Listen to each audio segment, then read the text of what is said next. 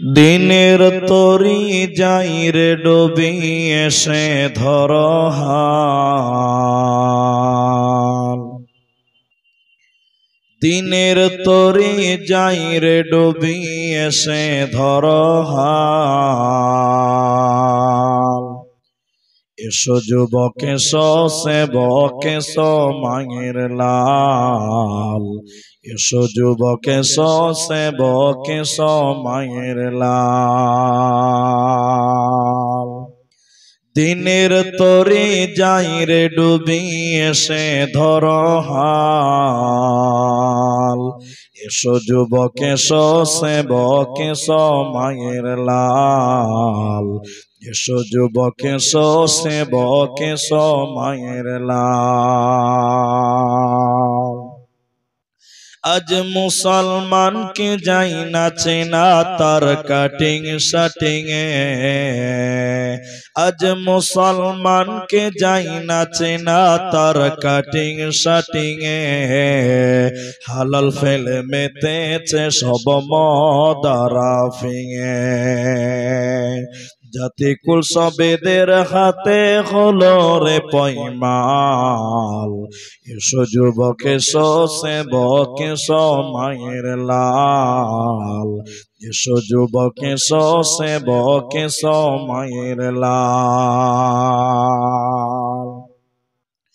আজ পূবের দেশে ঘর বেদেশে পশ্চিমী সভ্যতা। তাই নাদানেরা খুব মেতেছে করাতে ভদ্রতা। বুঝলি না রে বুঝবি রে তো, এটা ঈমান ধ্বংসের কল। এসো যুবক এসো সেবক এসো মায়ের লাল। এসো যুবক এসো সেবক এসো মায়ের লাল। আজ মায়ের জাতি নারীরা সব বিকাই যে বাজারে। মায়ের জাতি নারীরা সব বিকাই যে বাজারে। পেটের দায়ে ইজ্জত হাতে ঘুরছে দাঁড়ে দাঁড়ে। লোকে টাকার লোভ দেখিয়ে করছে না যে হাল। এসো যুবক এসো সেবক এসো মায়ের লাল। এসো যুবক এসো সেবক এসো মায়ের লাল। দিনের তরি যাই রে ডুবি এসে ধর হাল। এসো যুবক এসো সেবক এসো মায়ের লাল।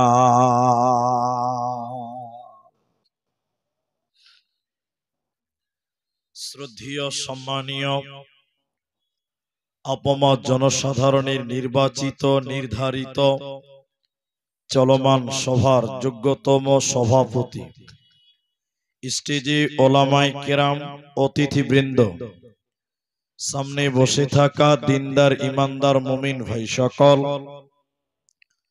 দুয়ার কান্টারি মুরব্বী সমাজ, স্নেহের কচি কাঁচা, পর্দার অন্তরালে বসে থাকা মুমিনা সলেহা মা ও বোনেরা, প্রাণ প্রিয় তুলসিয়াঘাট হরিশ্চন্দ্রপুর মালদাবাসী, সর্বাগ্রে সে মহান আল্লাহ তাবারাক ওয়া তাআলার প্রশংসা জ্ঞাপন করি যে আল্লাহ তাবারাক ওয়া তাআলা আমাদেরকে একদিনই মজলিসে বসিয়ে কোরআন এবং হাদিসের আলোচনা করার, আপনাদের শ্রবণ করার যিনি তৌফিক ইনায়াত করেছেন, সেই মহান মুনিবের দরবারে শুকরিয়া আদায় করি। আমরা সকলেই একবার বলি আলহামদুলিল্লাহ। দরুদ ও সালাম বর্ষিত হোক সরকারে কায়নাত তাজদারে মাদানী নবী কুল শিরোমণি ইমামুল আম্বিয়া নবী মক্কি নবী মাদানী নবী আহমদ নবী মুহাম্মদুর রাসূলুল্লাহ সাল্লাল্লাহু আলাইহি ওয়াসাল্লাম। আল্লাহুম্মা আমিন। আল্লাহুম্মা সাল্লি আলাইহি আল্লাহুম্মা বারিক আলাইহি। मोहतरम भाइयों, अजीज बुजुर्ग दोस्तों, আমি কোরআনুল কারীম দুই জায়গা থেকে দুটি কিছু আয়াত এবং হাদিসে নববী থেকে একটি মাত্র হাদিসের টুকরো পাঠ করেছি। উল্লেখিত আয়াত এবং হাদিসকে কেন্দ্রবিন্দুর মধ্যে রেখে সংক্ষিপ্ত বিবরণ চেষ্টা করব, যদি আল্লাহ তৌফিক দেন তো। আলাইহি তাওয়াক্কালতু ওয়া ইলাইহি উনীব। মহতারাম ভাই ও বুজুর্গ দোস্ত, আমরা খুব মূল্যবান টাইম এবং মূল্যবান কাজেই ব্যয় করব ইনশাআল্লাহ।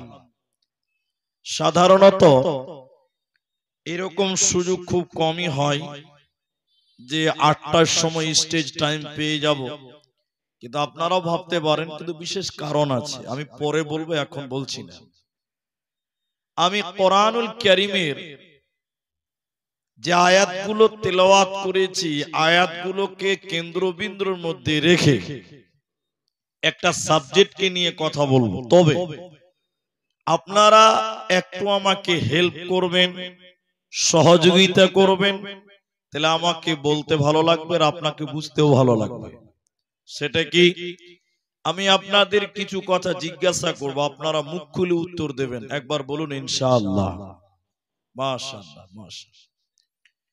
আজকে আপনাদের সামনে অনলি ফর হেদায়াত, হেদায়াত সম্পর্কে কিছু তথ্য তুলে ধরার চেষ্টা করব ইনশাআল্লাহ। এখানে যেটি মানুষ আছেন, আমরা সবাই জানি যে হেদায়াতের মতন অমূল্য ধন পৃথিবীতে আর দ্বিতীয় কিছু নাই। একটা লোক বাড়ি পেল, গাড়ি পেল, নারী পেল, ধন দৌলত সব কিছু পেল, যদি সে হেদায়াত না পেল, সেই লোকটা পরকালে কোনো মতেই কামিয়াব হতে পারবে না। তাহলে আল্লাহর কাছে চাইতে হবে কি? হিদায়াত। আল্লাহর কাছে চাইতে হবে কি? জান্নাত। আল্লাহর কাছে চাওয়াটার নামই হলো হিদায়াত কিংবা জান্নাত। কারণ যে হিদায়াত পেয়ে গেল সেই জান্নাত পেল, যে জান্নাত পেয়েছে সে হিদায়াত অবশ্যই পেয়েছে। এই জন্য আল্লাহর কাছে আমরা সবাই যেটা চাইব সেটার নাম হলো হিদায়াত। সবাই একবার বলুন, হিদায়াতের মালিক কে? আল্লাহ। আমি শুধু, আপনারা 10 মিনিট আমার দিকে অ্যাটেনশন হবেন, বাস, তাহলে বক্তব্যটা আপনাকে কিছু দিতে পারবো। 10টা মিনিট আপনারা খুব গুরুত্ব দিয়ে বুঝেন। সূরা ফাতিহার অনেকগুলো নাম আছে, তার মধ্যে একটা নাম হলো দোয়া। দোয়া মানে চাওয়া। সবাই বলুন, দোয়া মানে কি বললাম? চাওয়া। তাহলে সূরা ফাতিহাতে চাওয়া পাওয়ার একটা ব্যাপার আছে, যার কারণে সূরা ফাতিহার একটা নাম হলো দোয়া। কি আছে চাওয়া পাওয়া? কি আছে চাওয়া পাওয়া? একটু অ্যাটেনশন হলেই বুঝতে পারবেন। একটাই মাত্র চাওয়ার কথা আছে সূরা ফাতিহাতে, অথচ এই সূরা ফাতিহা প্রত্যেক নামাজে পড়তে হয়। ফরজ হোক, সুন্নত হোক, বিতির হোক, নফল হোক, যে কোনো নামাজ পড়বেন, চাই জানাজা হোক, চাই ঈদের নামাজ হোক, আপনাকে সূরা ফাতিহা পড়তেই হবে। হবে কি হবে না বলেন? হবে। আচ্ছা, সূরা ফাতিহাতে আছে কি? আপনাকে আমি এবার বুঝাচ্ছি। এই গ্রামে মনে করেন আমার বাড়ি, বুঝাবার জন্য বলছি। আর এই গ্রামে একটা হাজী সাহেব আছে, খুব ভালো মানুষ। তা আমার স্ত্রী হঠাৎ রাত 2টোর সময় পেট ব্যথা, ডান দিকে খুব লাগছে, বাঁ দিকে খুব লাগছে। আমি গরিব মানুষ, আমার কাছে পয়সা নাই। তা আমি আমার ওই গ্রামের হাজী সাহেবের কাছে রাত 2টোর সময় গেলাম। ভালো করে বুঝেন কথাটা। চাচা, হাজী সাহেব দরজা খুলে বলছে, কে রে, এত রাতে কি ব্যাপার, তুই কেন এলি রে? আমি বলছি, চাচা, আপনার মতন ভালো মানুষ আমাদের অত্র এলাকাতে কেউ নাই। আপনি তো গরিবকে ভালোবাসেন, এতিমকে ভালোবাসেন, আপনি তো মানুষের বিপদ আপদে আগান। চাচা, আপনার চাইতে ভালো মানুষ আর কে আছে বলেন? আপনি তো বিপদ আপদে মানুষের উপকার করেন। আচ্ছা, এই কথাগুলো যখন চাচাকে বলবেন, তখন চাচা কি বলবে? এই কি বলছিস এত রাতে, তুই কিসের জন্য এসেছিস সেটা বল। যখন আপনি চাচার প্রশংসা করবেন, চাচা নিজেই বলবে কি চাইছিস বল। বলবে কি বলবে না? এটা হ্যাঁ না বলেন? বলবে। তখন আমি বলছি, চাচা আপনার বৌমা পেটে খুব ব্যথা, 20,000 টাকা দেন, এক্ষুনি মালদা নিয়ে যেতে হবে, আমি ধানটা বিক্রি করে আপনাকে 20,000 টাকা দিব। চাচা 20,000 টাকা দিলে পাই করে মেরে দিলাম দৌড়। না বলতে হবে, চাচা খুব ভালো কাজ করলেন, উপকার করলেন, অবশ্যই ধানটা বিক্রি করে আপনাকে দেব। এটা বলতে হবে কি হবে না? হবে। সূরা ফাতিহাতে দেখেন চাওয়া পাওয়াটা ওইভাবে আল্লাহ দিয়েছেন। আমি খুতবাতে ফাতিহা পড়িনি, মানুষ ভাববে যে আর কোনো কাজ পেল না, সূরা ফাতিহাটাই শুরু করলো। আছে কি দেখেন সূরা ফাতিহাতে। বিসমিল্লাহির রহমানির রহিম। বান্দা যখন বলেন আলহামদুলিল্লাহি রাব্বিল আলামিন, নামাজের ভিতরে বান্দা যখন বলে যাবতীয় প্রশংসার মালিক তুমি, যিনি জগৎ সমূহের রব, আমার আল্লাহ মাঝখানে জবাব দিয়ে বলেন আমার বান্দা আমার প্রশংসা করছে। এরপরে বান্দা যখন বলেন আর রহমানির রহিম, আয় আল্লাহ আপনি চরম পরম দয়ালু মেহেরবান, আমার আল্লাহ তখন বলেন আমার বান্দা আমার সিফাত বর্ণনা করছে, আমার বান্দা আমার গুণ বর্ণনা করছে। এরপরে বান্দা যখন নামাজে বলে মালিকি ইয়াউমিদ্দিন, আয় আল্লাহ আপনি কিয়ামতের দিনের মালিক, তখন আমার আল্লাহ খুশি হয়ে বলেন আমার বান্দা আমার ক্ষমতা স্বীকার করেছে রে, আমার বান্দা আমার ক্ষমতাকে মেনে নিয়েছে, স্বীকার করেছে। এরপরে বান্দা যখন বলে ইয়াকা নাবুদু, তোমারই ইবাদত করি, ওয়া ইয়াকা নাস্তাইন, তোমারই কাছে সাহায্য চাই, আমার আল্লাহ তখন বলে বান্দা তুমি আমার এত প্রশংসা করছো কেন, বান্দা তুমি আমার এত শুকরিয়া আদায় করছো কেন, বান্দা তুমি কি চাইছো বলো। ওই যে চাচার প্রশংসা করলেন, চাচা বলছে কি চাইছো তুমি বলো। আল্লাহর প্রশংসা যখন আপনি করবেন, আল্লাহ তখন বলে বান্দা কি চাইছিস বল, আমি আল্লাহ তোদেরকে কি দিব, তোরা কি চাইছিস আমার কাছে বল। আল্লাহ দেখছে বান্দা চাইতে জানে না, তাই বান্দা তখন বলেন ইহদিনাস সিরাতাল মুস্তাকিম, আয় আল্লাহ তুমি আমাকে সোজা রাস্তাটা তুমি দাও, আয় আল্লাহ তুমি হিদায়াতটা দাও, আল্লাহ সিরাতে মুস্তাকিমটা তুমি দাও, হিদায়াতের নূরটা তুমি আমি আল্লাহকে দাও, জান্নাতের রাস্তাটা তুমি আমাকে দাও।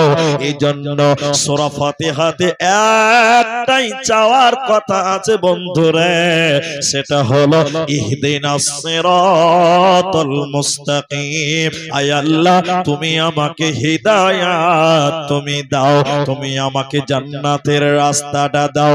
সিরাতাল্লাযীনা আন'আমতা আলাইহিম, আয় আল্লাহ তুমি তাদের রাস্তাটা দাও যাদের প্রতি তুমি রাজি ছিলে, যারা তোমার প্রতি রাজি ছিল, যাদের প্রতি তুমি সন্তুষ্ট, সাহাবা রাদিয়াল্লাহু আজমাইন যিনারা ছিলেন, ওদের রাস্তাটা তুমি আমাকে দাও। গায়রিল মাগদুবি আলাইহিম ওয়ালাদ-দাল্লিন।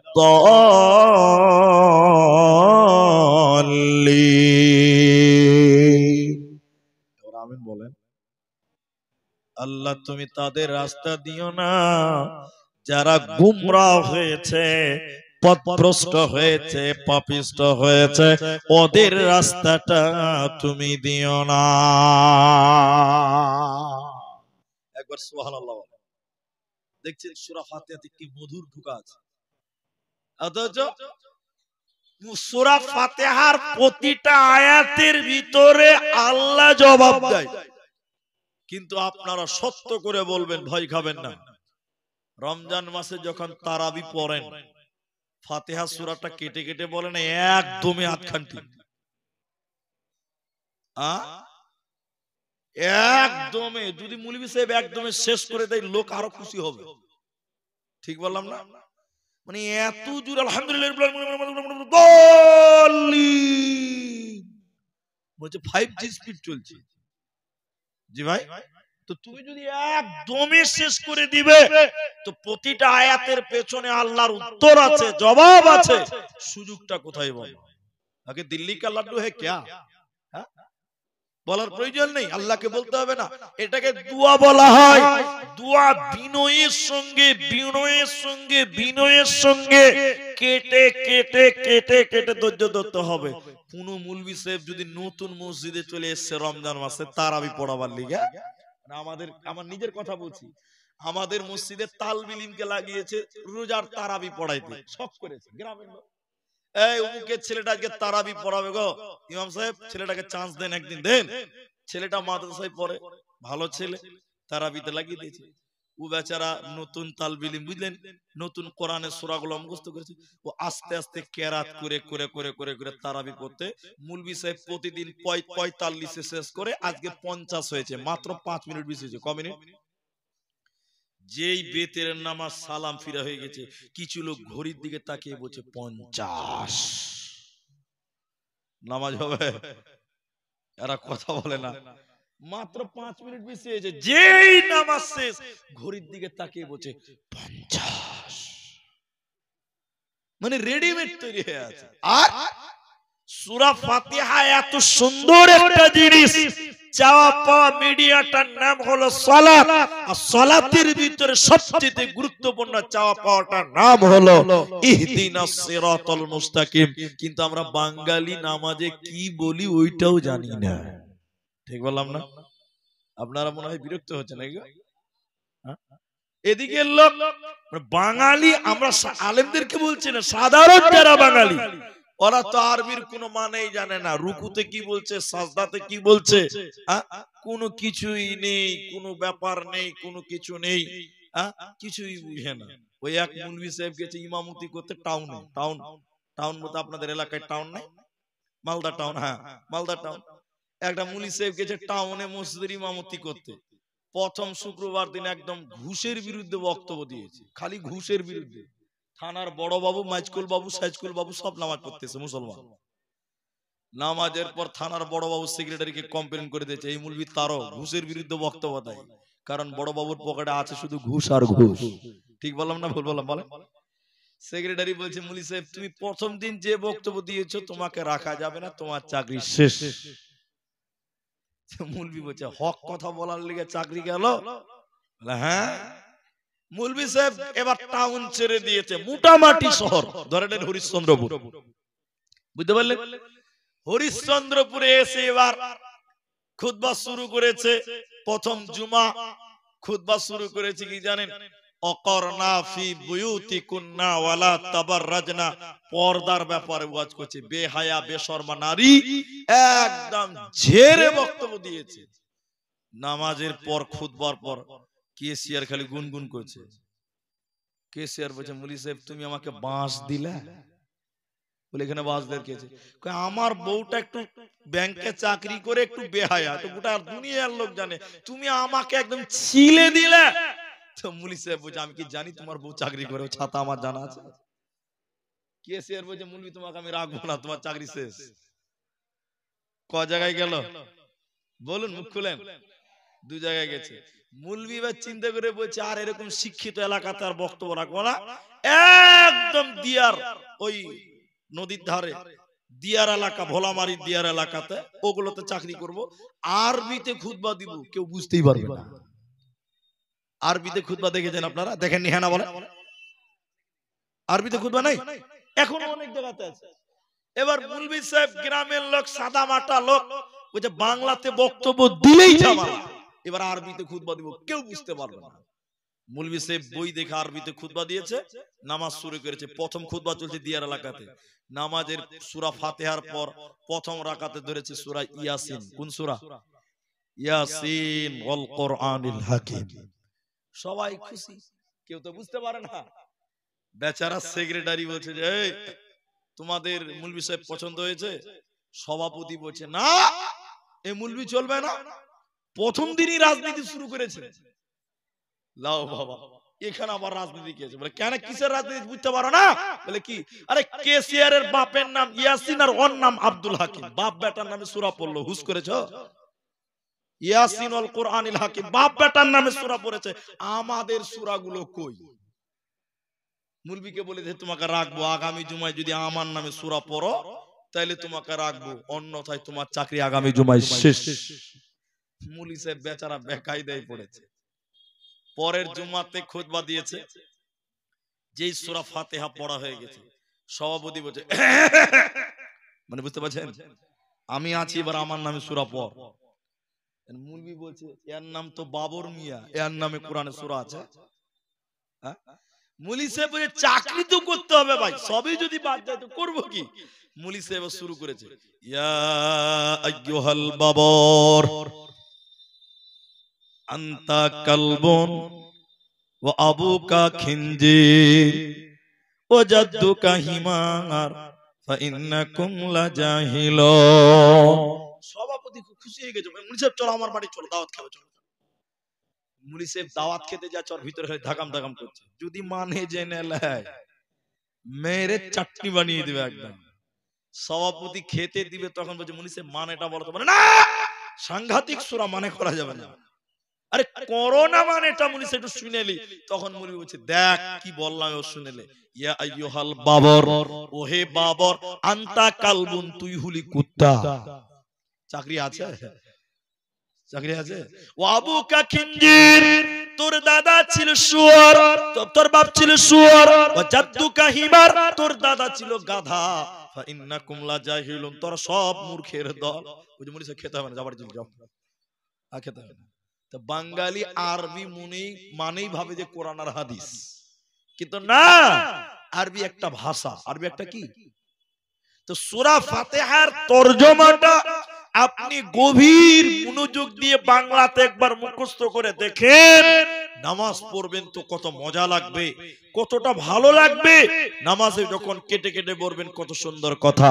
তাহলে আল্লাহর কাছে চাওয়া পাওয়ার সবচেয়ে যেটা চাওয়ার বিষয়, সেটার নাম কি বলেন?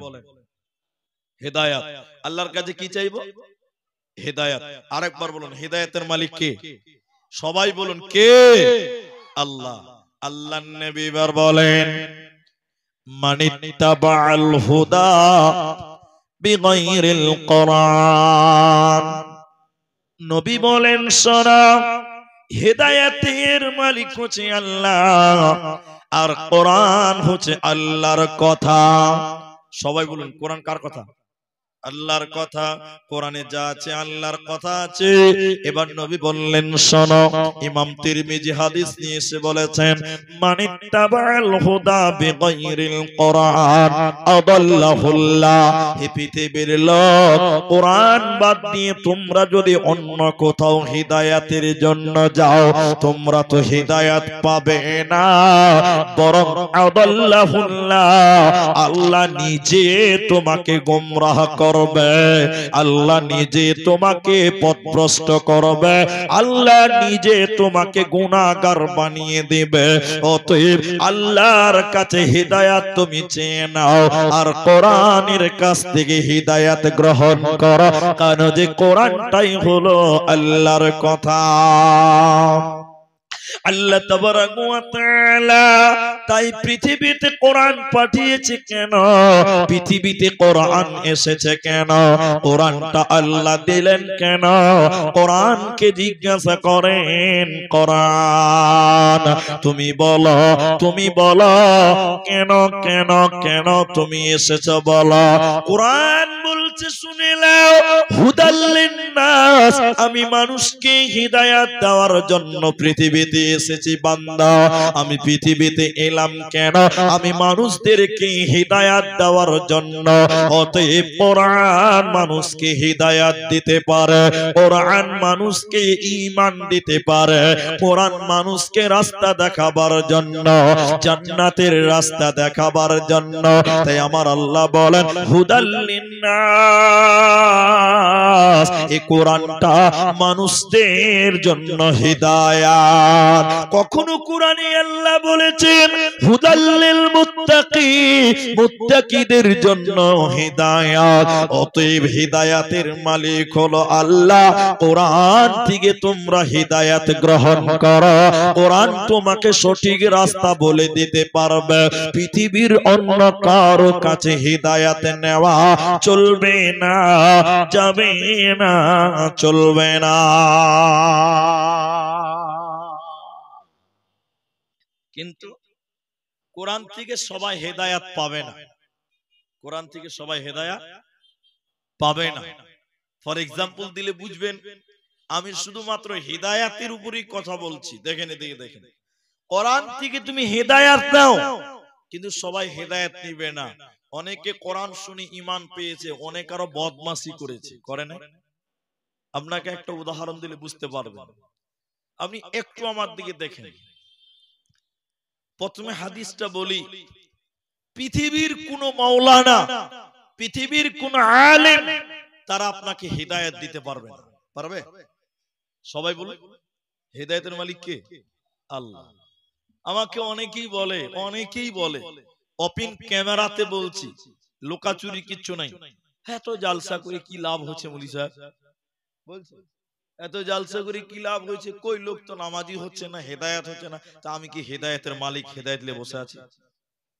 লোক হেদায়েত হচ্ছে না, তার মানে কি বলা বন্ধ করতে হবে না বলতে হবে? বলেই যেতে হবে, বলেই যেতে হবে। সে কে হেদায়েত পাবে কে পাবে না ওইটা তো আল্লাহর হাতে আছে। সবাই কার হাতে আছে? আল্লাহর হাতে আছে। তো কিছু কিছু লোক বেশি বুজরুক হয়ে গেছে দুনিয়াতে ভাই, তো বলছে জালসা করে কি লাভ? কোন লোক তো হেদায়েত পাচ্ছে না। তো হেদায়েত পাচ্ছে না তো কোরআন হাদিসের কথা বলতে হবে না নাকি? জি না, ভুল হচ্ছে। দেখেন দেখেন আমার দিকে দেখেন, নবীজি পৃথিবীর কোন মানুষ, কোন আলেম, কোন মানুষ, কোন নবীও হেদায়াত দিতে পারে না। কারণ হেদায়াতের একচ্ছত্র মালিক হলেন স্বয়ং আল্লাহ। তার বাস্তব প্রমাণ দেখেন, আল্লাহর নবীর একজন চাচা, তার নাম আবু তালেব। নবীকে কতটা ভালোবাসতেন, নবীজিকে কত মহাব্বত করতেন। শুনলেন বেটিরা, মায়েরা, খালারা, কান করে শোনো।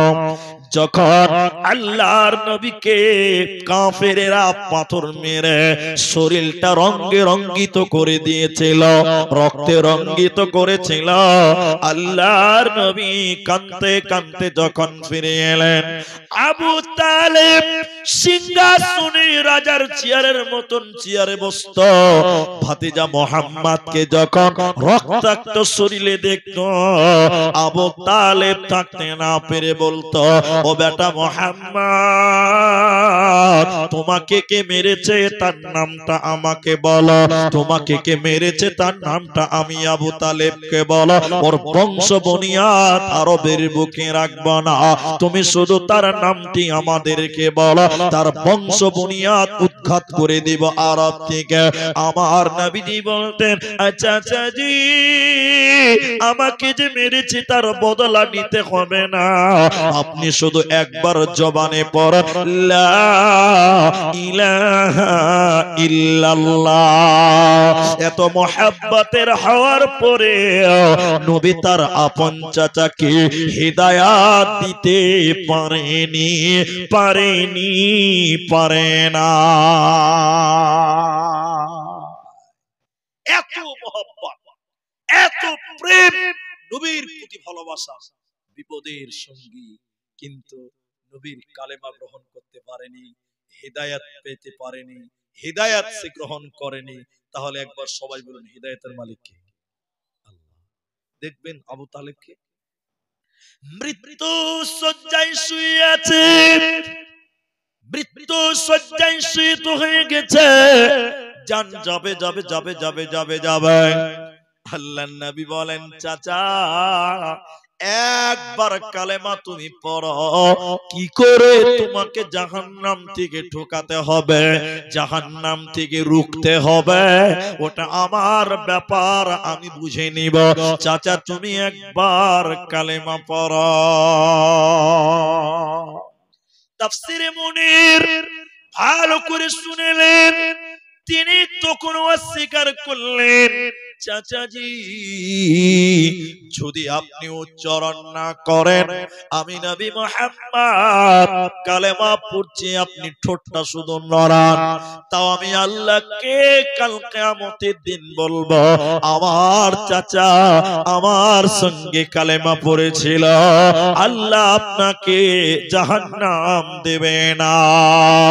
এতবার বলার পরেও চাচা কালেমা পড়েনি, হিদায়াত পেল না, পেল না, পেল না।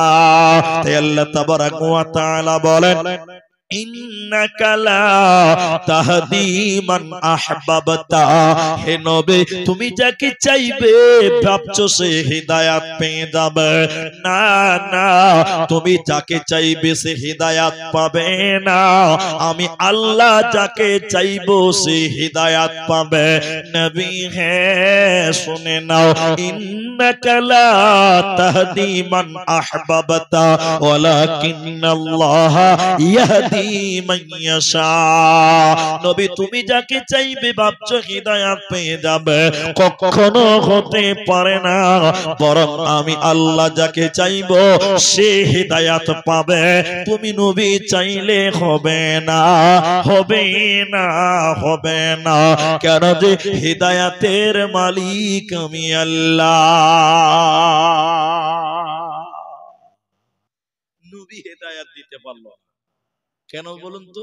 আরেকবার আমি বারবারই জিজ্ঞাসা করব, আপনারা বলতে থাকবেন, আল্লাহর নাম বললে তো গুনাহ হবে না? গুনাহ হবে? সবাই একবার বলুন, তাহলে হেদায়েতের মালিকটা কে দাঁড়ালো? আল্লাহ। শুধু তাই নয়, শুধু তাই নয়, আমাদের নবীর আগে চলে যান, আরো পূর্বে চলে যান, কোরআন খুলবেন সূরা তাহরিম, সূরা তাহরিমে আল্লাহ বলছেন দুইজন নবী তার বিবিদেরকে হিদায়াত দিতে পারেনি, পথিক বানাতে পারেনি। দুইজন নবীর বিবিকে আল্লাহ কিয়ামতের দিন জাহান্নাম দিবে, জাহান্নাম দিবে, জাহান্নাম দিবে। তারা নবীর স্ত্রী, নবীর সংসারে ছিল, অথচ নবী হয়েছে, তার বিবিদেরকে জাহান্নাম থেকে রুখতে পারে নাই। আরেকবার সবাই বলুন হেদায়েতের মালিক কে? কোরআনে আছে, কোরআনে দেখবেন সূরা তাহরিম করেন, দরাবাল্লাহু মাতালাল লিল্লাযিনা কাফারু ইমরাআতা নূহ ওয়া ইমরাআতা লূত। আল্লাহ কোরআনে বলেছেন দুইজন নবীর বিবি, নবীকে হযরতে নবী নূহ আলাইহিস সালাম আর হযরতে লূত আলাইহিস সালাম, এরা দুইজন নবী তাদের বিবিদেরকে হিদায়াত দিতে পারে নাই। অতএব অতীতে অনেক ইতিহাস আছে, একজন নবী তার বেটাকে হিদায়াত দিতে পারে নাই, কোন নবী তার নিজের স্ত্রীকে হিদায়াত দিতে পারে নাই। শেষ ইতিহাসের একটু শুনলেন, জলিলুল কদর নবী তিনি ইব্রাহিম আলাইহিস সালাম, এত জবরদস্ত তিনি নবী ছিলেন, কিন্তু নিজের পিতা নিজের বাপ আজরকে হিদায়াত দিতে পারে নাই, আল্লাহর প্রেমিক বানাতে পারে নাই, আল্লাহর প্রতীক বানাতে পারেনি। অতএব পৃথিবীর কেউ হিদায়াত দিতে পারে না, পারে না, পারবে না। ইব্রাহিম নবীর ঘটনাটা 2 মিনিট শুনেন। একদিন ইব্রাহিম আলাইহিস সালাম তার বাপকে বলছেন, আব্বু, ইব্রাহিমের বাপের নাম জানেন তো আপনারা? আজর।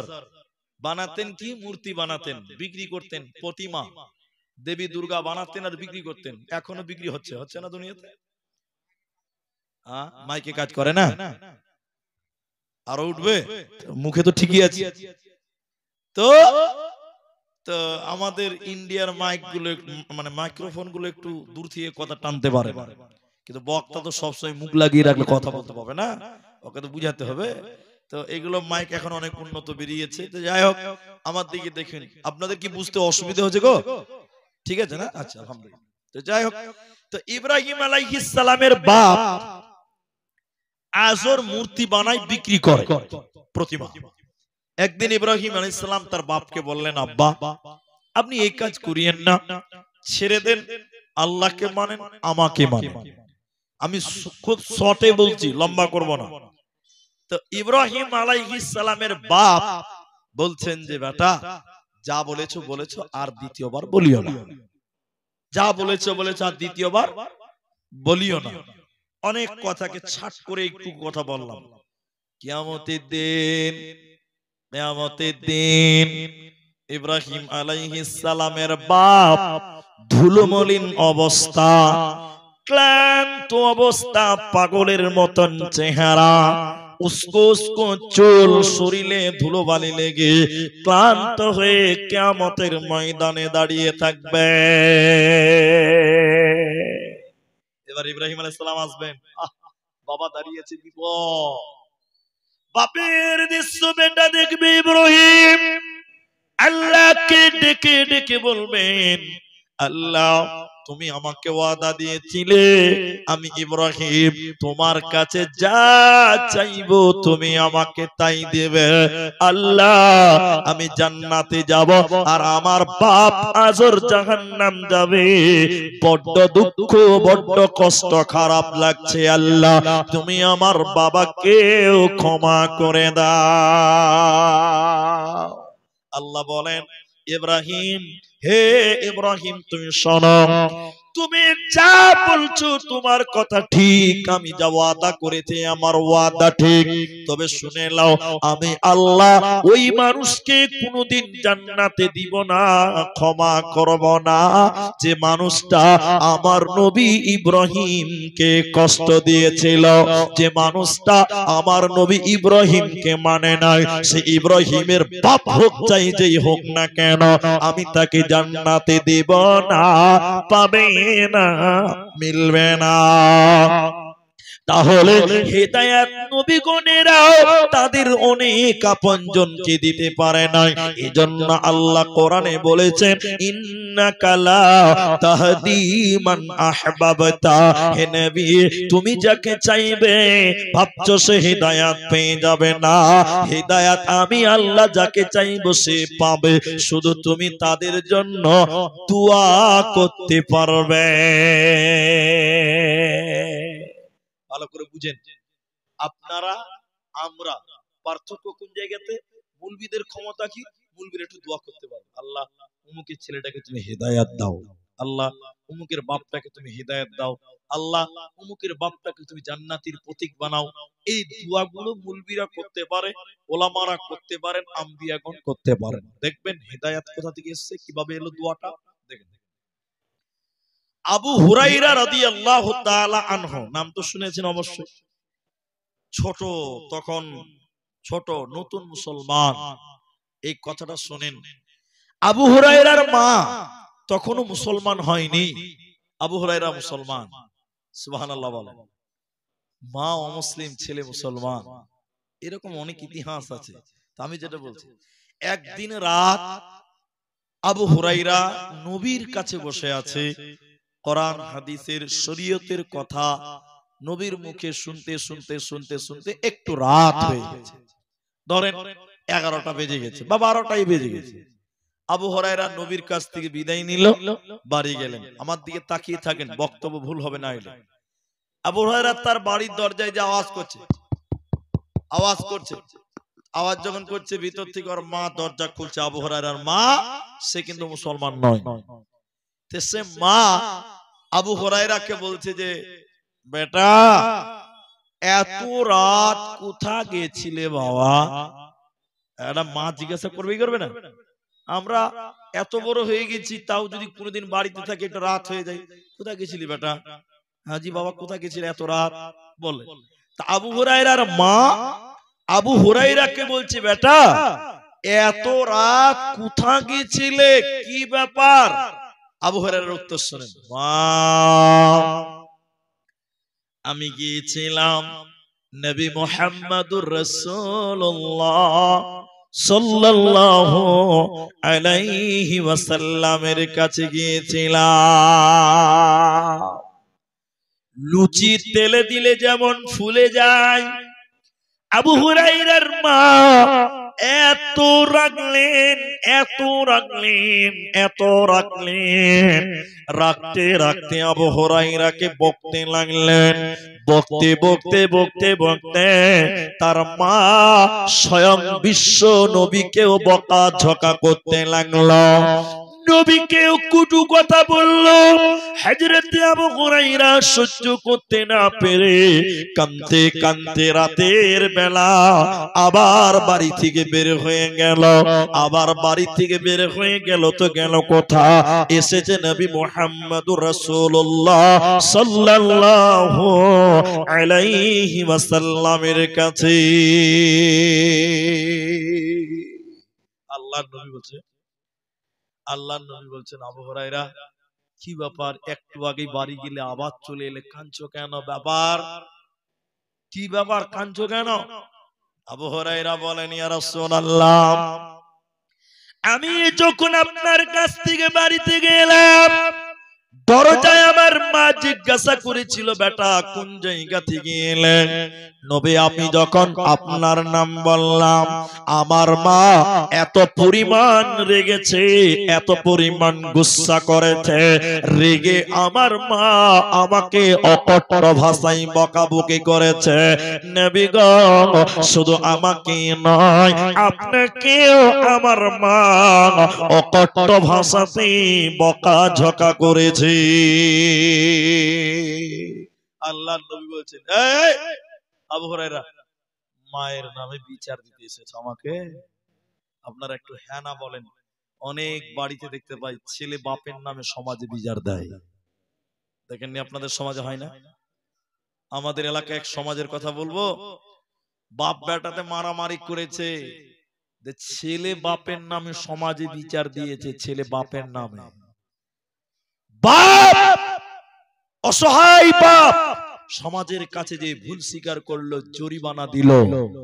আমি আরেকটা বিচার দেখেছিলাম, অনেক আগেকার কথা, ছেলের বিচার দিয়েছে বাপের নামে, মানে ছেলে বিয়ে করেছে, কোনো অঘটন বা কোনো একটা ঝামেলা হয়েছে, বাপের যদি কোনো ভুল হয়ে থাকে ওইটাকে ভুল মনে করিও না, তো ভুল হয়েও যেতে পারে, সেই মীমাংসা নিজেদের করতে হবে। সমাজে বিচার দিয়েছে। আমার দিকে দেখেন, সমাজের লোক বিচার করেছে, বাপকে সমাজের লোক কান ধরে উঠবস করিয়েছে। আমি একটা মোবাইলে বিচারের অবস্থা দেখেছিলাম। তাহলে বলুন, মা বাপের নামে সমাজে আজকাল ছেলেরা বিচার দেয়, দেয় না? আপনারা কি বলছেন, দেয় না? আবু হুরায়রার ব্যাপারে নবীজি বললেন, আবু হুরায়রা, তুমি কি তোমার মায়ের ব্যাপারে বিচার জানাতে এসেছো? আবু হুরায়রা বললেন, না নবী গো, বিচার দেওয়ার জন্য নয়, এসেছি এই জন্য আপনি আমার মায়ের জন্য একটু দোয়া করে দেন। নবী হে, আপনি আমার আম্মার জন্য দোয়া করে দেন, আমার মাকে যেন আল্লাহ হিদায়াত দেয়। সুবহানাল্লাহ বলবেন না? আল্লাহ নবী দোয়া করছেন, হাদিস স্পষ্ট, আল্লাহুম্মা হদি উম্মে আবি হুরায়রা, আল্লাহুম্মা হদি উম্মে আবি হুরায়রা, আল্লাহুম্মা হদি উম্মে আবি হুরায়রা। আল্লাহ তুমি আবু হুরায়রার মাকে হিদায়াত দাও, আল্লাহ তুমি আবু হুরায়রার মাকে হিদায়াত দাও, আল্লাহ তুমি আবু হুরায়রার মাকে হিদায়াত দাও। শুনেন, এই দোয়া যখন আল্লাহর নবী করলেন, আবু হুরায়রা দৌড়তে লাগলেন বাড়ি দিয়ে। তো কোন একজন সাহাবী তার জামা টেনে ধরে বলেছেন, এই এত তাড়াহুড়া কি ব্যাপার? রাত তো হয়েই গেছে, এত তাড়া কিসের? আবু হুরায়রার উত্তর শুনবেন। আবু হুরায়রা বললেন, আমার নবী আমার মায়ের জন্য দোয়া করেছেন, আমি বাড়িতে গিয়ে দেখতে চাই আমি আগে বাড়িতে পৌঁছাতে পারি না নবীর দোয়া আল্লাহ আগে বাড়িতে পৌঁছায়, এইটা আমি দেখার জন্য তাড়াহুড়া করছি। কি বুঝলেন? নবীর দোয়ার পাওয়ার দেখবেন। আবু হুরায়রা বাড়ি চলে গেলেন। আবার দ্বিতীয় পালি চলছে, এবার বাড়িতে আওয়াজ করেছেন। আবু হুরায়রার মা দরজা খুলছে, তো তার মায়ের এই যে চুল, চুল এটাকে কি বলে আপনাদের দিকে? Chip chip. এইটা দিয়ে এই চুলগুলো দিয়ে আবু হুরায়রার মার এই চুলগুলো দিয়ে চুইয়ে চুইয়ে পানি পড়ছে তখন রাত। এখান থেকে সাবিত হচ্ছে এক্ষুনি আবু হুরায়রার মা গোসল করলো, এখনই গোসল করেছে। আল্লাহর নবীর সাহাবী আবু হুরায়রা মায়ের দরজা খুললো। এবার আবু হুরায়রার আগে তার মা বলতে লাগলো, বেটা আমি তোমাকে বকাঝকা করেছি, ভুল করেছি বেটা, আমি তোমাকে বকেছি, অন্যায় করেছি, ভুল করেছি বেটা, তুমি তো খারাপ মানুষের কাছে যাওনি, তুমি গিয়েছিলে নবী মুহাম্মদুর রাসূলুল্লাহ সাল্লাল্লাহু আলাইহি ওয়াসাল্লামের কাছে। বেটা রে, আমি নবীকে যা বলেছি অন্যায় বলেছি, আমাকে নবীর কাছে নিয়ে চলো, আমি কালেমা পড়ে ঈমান আনবো। হযরত আবু হুরায়রা আল্লাহু আকবার বলে বললেন, আল্লাহ আমার চাইতে তুমি নবীর দোয়াকে আগে বাড়িতে পৌঁছিয়েছো।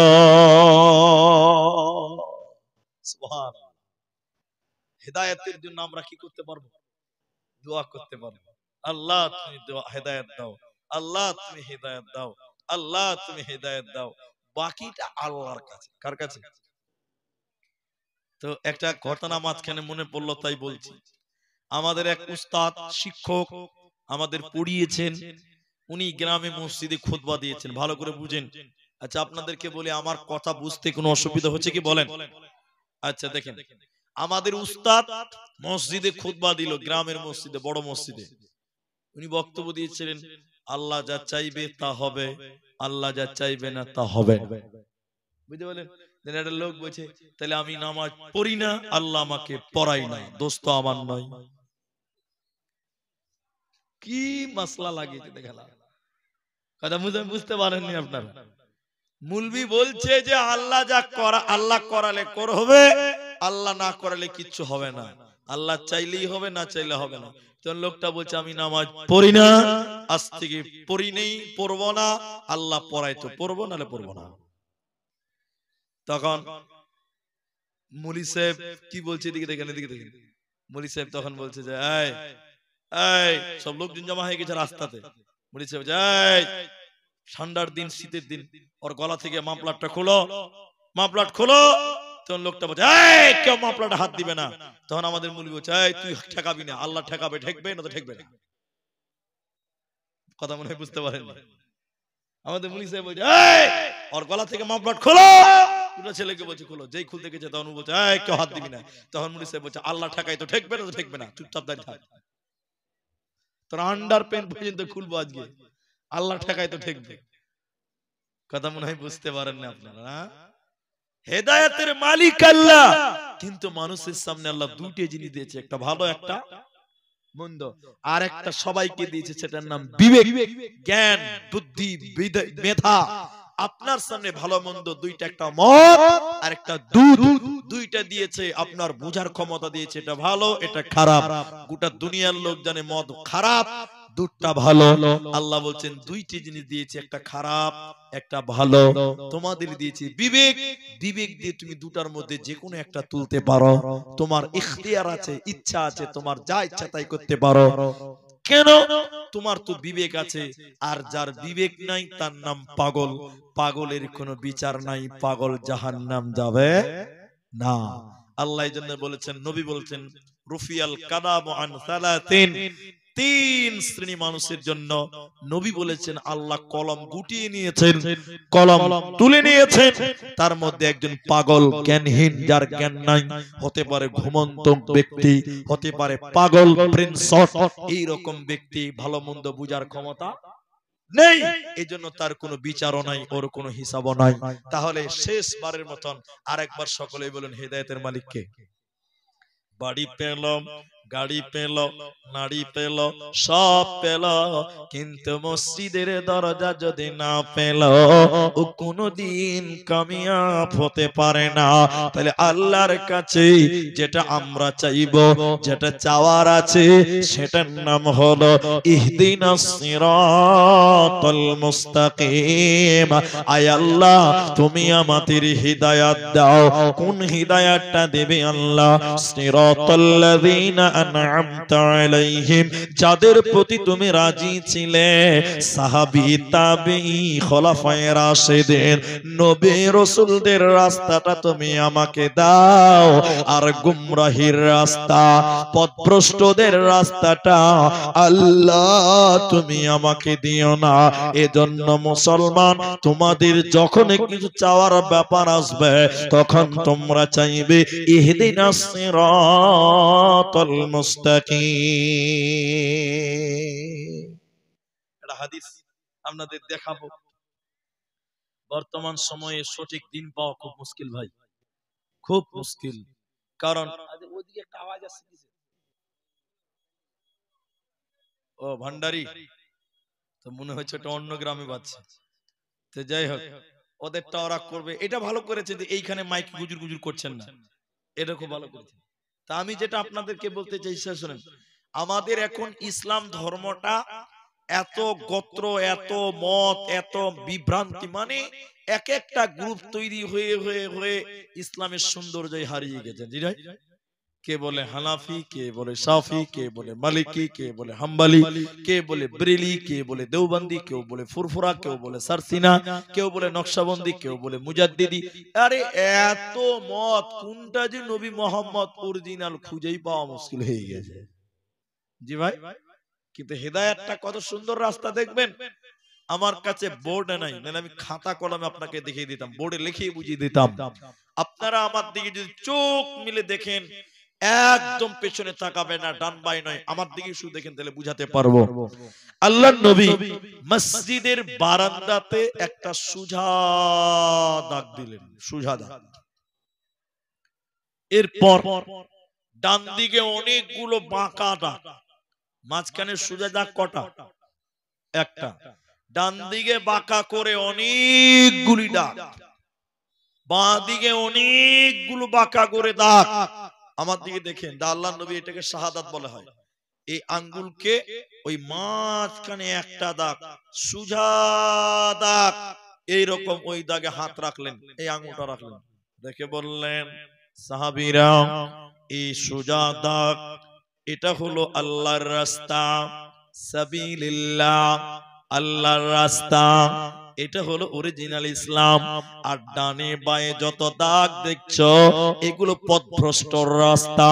দুনিয়াতে বিভিন্ন দল, বিভিন্ন মত দেখবে, এগুলো ইয়াজিদু মুতাফাররিকাতুল আলা কুল্লি সাবিলিন মিনহাশ শাইতান, প্রত্যেকটা রাস্তার মোড়ে মোড়ে শয়তান বসে আছে। তোমরা বিভিন্ন টেরা বেকা রাস্তায় অনুসরণ করবে না। ইসলাম সুজা সর্বদা, সুজা সর্বদা, ওটা হলো এটা সাবিলিল্লাহ। একটা হলো মত, একটা রাস্তা জান্নাতের রাস্তা, ওই রাস্তাটার নাম হলো ইহদিনাস সিরাতাল মুস্তাকিম, ওটাই হলো হেদায়েতের রাস্তা। এটা উপন্যাস বলি, তাহলে বুঝতে পারবেন। এটা একটা হাদিস বললাম, এবার একটা উপন্যাস শুনুন। এটা কোরআন নয়, হাদিস নয়, তাফসীর নয়, কিচ্ছু নয়। মনে করেন এটা একটা পৃথিবীতে ঘটেনি অবাস্তব কথা, কিন্তু এর একটা গুরুত্ব আছে, এর একটা ওজন আছে, মাপ আছে। আমার দিকে দেখেন, এক আল্লাহর ওলি যাচ্ছে পাহাড়ের উপরে আল্লাহর সঙ্গে কথা বলার জন্য। ভালো করে বুঝেন কথা। তো যখন যাচ্ছে, এটা শুকর কাদাতে, ড্রেনে ময়লা, আগেই বলে নি, আবার শুকর আপনারা বুঝেন তো, ওই দিঘল ব্যাংকে বুঝলেন, ওই কিষানগঞ্জ থেকে অনেক ভিতরে দিঘল ব্যাংক, ওখানে শুকর বুঝি, বুঝেন তো? বলে হ্যাঁ, শুকর মানে চিনি।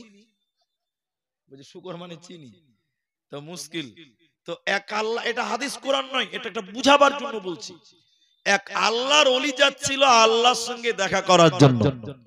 এমন সময় নোংরা নোংরা ড্রেনে আছে এক শূকর, ও বলছে, ও আল্লাহর ওলি তুমি কোথায় যাও?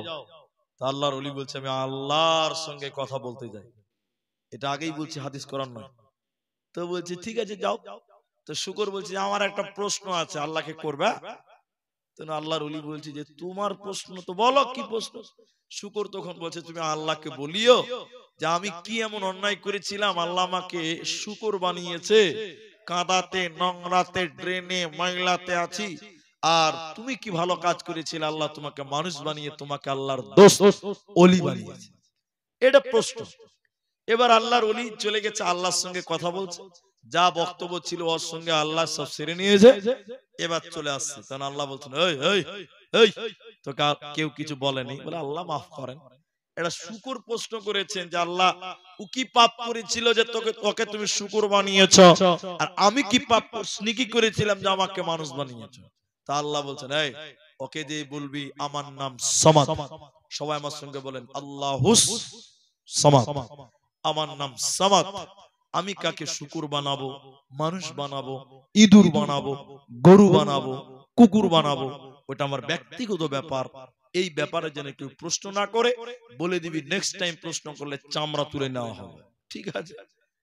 এবারও চলে আসে, তখন আল্লাহ বলছে, থাম, ওকে যে বলবি শুয়োরকে তুই কি চাস, মানুষ হবি? মানুষ আল্লাহ বানিয়ে দিবে, শুধু আমি রব বানাবো। তুই কি চাস, এমএলএ হবি, আল্লাহ বানিয়ে দিবে। তুই কি চাস, জমি জায়গার মালিক হবি, বানিয়ে দিবে। যা শুকর চাইবে তুই শুধু বলবি রব্বানা, শত শত ট্রান্সফার হয়ে যাবে। কিন্তু একটা শর্ত আছে, ও মানুষ হওয়ার পর মাথা ঠুকে মরে গেলেও আমি আল্লাহ ওকে হেদায়াতটা দিব না। কথা বুঝতে পারলেন? শুকরের কাছে এবার আল্লাহর ওলি চলে এসেছে। শুকর বলছে, আল্লাহর ওলি খবর। খবর খুব খারাপ, আল্লাহর নাম সামাদ, খবরদার নেক্সট টাইম প্রশ্ন করবি না, চামড়া তুলে নেবে। শেষের বেলায় বলছে, শোন, আল্লাহ তোকে একটা প্রাইজ দিয়েছে। বলে উপহার? বলে হ্যাঁ। শুকর পা তুলে বলছে, তাড়াতাড়ি বলো ভাই, আল্লাহর উপহার ছাড়া যাবে না। তখন শুকরের বাক্যে বলছে, শোন, তুই কি মানুষ হতে চাস? তুই যদি মানুষ হতে চাস, মানুষ বানিয়ে দিবে আল্লাহ। তুই যদি পয়সাওয়ালা হতে চাস, পয়সা গাদা গাদা সম্পত্তি দিবে। এমএলএ এমপি হবি তো বানিয়ে দেবে। যা চাইবি মানুষ হওয়ার পর তাই দিবে। কিন্তু আল্লাহ একটা শর্ত দিয়েছে শুকর। শর্তটা কি? তো মাথা টুকে মরে গেলে মানুষ হওয়ার পর আল্লাহ তোকে হেদায়াত দেবে না। শুকর তখন পা তুলে বললেন, ও আল্লাহর ওলি শুনে নাও, আমার জন্য আর দোয়া করতে হবে না। বেঈমান মানুষ হওয়ার চাইতেও আমি শুকর আল্লাহর কাছে অনেক গুণের ভালো। মানুষের মতন মানুষ পেল, বাড়ি পেল, গাড়ি পেল, ধন দৌলত সবকিছু পেল, কিন্তু মসজিদের দরজাখানা যদি না পেল, ওই লোকটা যেন কিছুই পেল না। এজন্য মুসলমান, তোমাকে জান্নাত চাইতে গেলে দুনিয়াতে সরাসরি জান্নাত চাইও না, দুনিয়াতে তুমি হিদায়াত চাও। যখন তুমি হিদায়াত পেয়ে যাবে, তখন তুমি অটোমেটিক জান্নাতি বেনে যাবে। এজন্য আল্লাহর কাছে চাইতে হবে হিদায়াত, সিরাতাল মুস্তাকিম।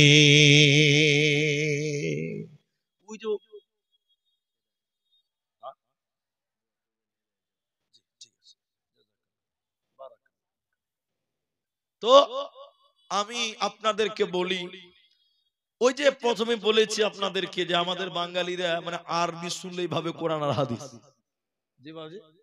তো আমরা আরবি বুঝি না, কিন্তু আমরা নামাজের ভিতরে হেদায়েত চেয়েছি। কোথায় চেয়েছি বলেন তো?